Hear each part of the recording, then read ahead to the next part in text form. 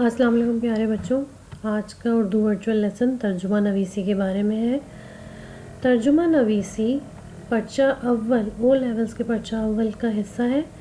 یہ سوال نمبر 3 ہے جو کہ لازمی ہے اور اس کے کل اشارات کل نمبر 20 ہوتے ہیں اور میرے حساب سے اس کو کرنے کا بہتر وقت 45 منٹ کافی ہے۔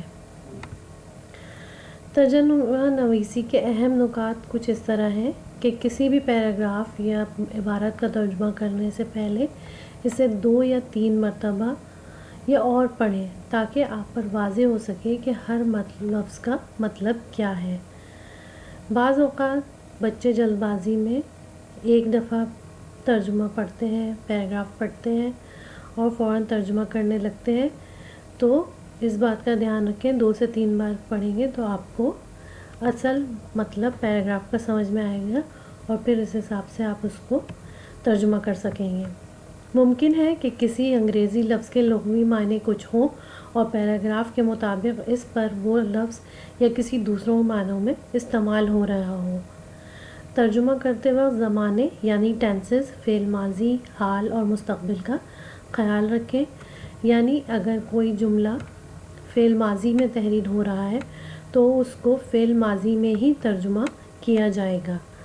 لفظوں کے استعمال پر خاص توجہ دی جائے کیونکہ کچھ الفاظ خاص مخصوص حالات کے لیے لکھے جاتے ہیں، لہٰذا ہر لفظ کو سمجھیں کہ اس کے کیا معنی ہیں۔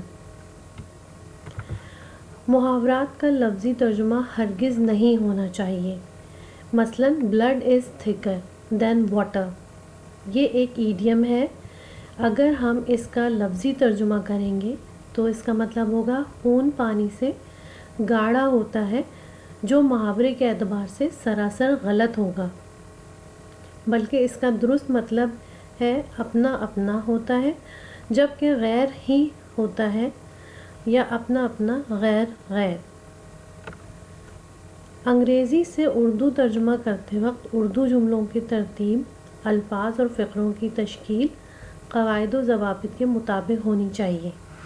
مثلاً علی ڈرینک واٹر، اس کا ترجمہ علی نے پیا پانی غلط ہوگا، جبکہ علی نے پانی پیا، گویا فعل فاعل مفعول کی ترتیب ذہن میں رکھنا ضروری ہے۔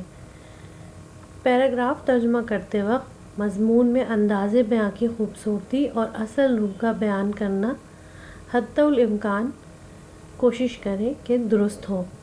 امید کرتی ہوں کہ اس طرح آپ کو ترجمہ نویسی کرنے میں آسانی ہوگی۔ شکریہ۔